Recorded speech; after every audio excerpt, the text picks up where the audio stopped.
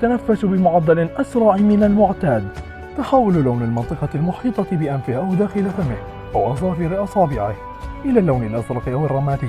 الأسباب: عدوى فيروسية، وغالبا ما يكون فيروس نظير للإنفلونزا. قد يصيب الشخص بفيروس عن طريق استنشاق الرذاذ التنفسي الناتج عن السعال أو العطاس في الهواء.